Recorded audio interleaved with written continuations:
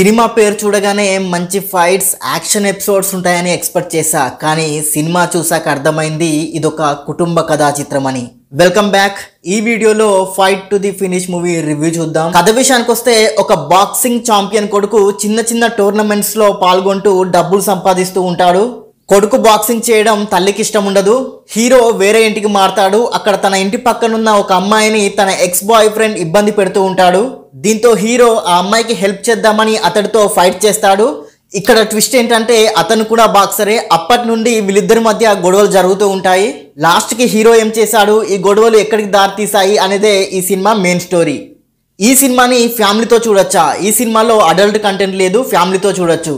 ఈ cinema plus points విషయానికి వస్తే లీడ్ రోల్స్ లో యాక్ట్ చేసిన వాళ్ళ యాక్టింగ్ బాగుంది. ఈ సినిమా రన్ టైం తక్కువగా ఉండడం, ఇవే ఈ సినిమాకి ప్లస్ పాయింట్స్. మైనస్ పాయింట్స్ విషయానికి వస్తే తీసుకున్న కాన్సెప్ట్ బాగుంది, కానీ ఆ కాన్సెప్ట్ ని ఎగ్జిక్యూట్ చేయడంలో డైరెక్టర్ పూర్తిగా ఫెయిల్ అయ్యాడు. హీరో విలన్ మధ్య జరిగే ఫైట్ సీన్స్ లో సీరియస్నెస్ లేదు. ఏదో యాక్షన్ అనగానే కొట్టుకొని కట్ అనగానే ఆపేసినట్టుంది. బ్యాక్గ్రౌండ్ స్కోర్ బాగాలేదు. కొన్ని సీన్స్ అయితే చాలా సిల్లీగా అనిపిస్తాయి. ఓవరాల్ గా సినిమా ఎలా ఉందో చెప్పాలంటే ఈ సినిమా అంతగా ఇంప్రెస్ చేయలేదు. One time watchable. ఈ సినిమాకి నేనిచ్చే రేటింగ్ 5కి 2 star rating. And thank you for watching. Please subscribe చతుర్య TV.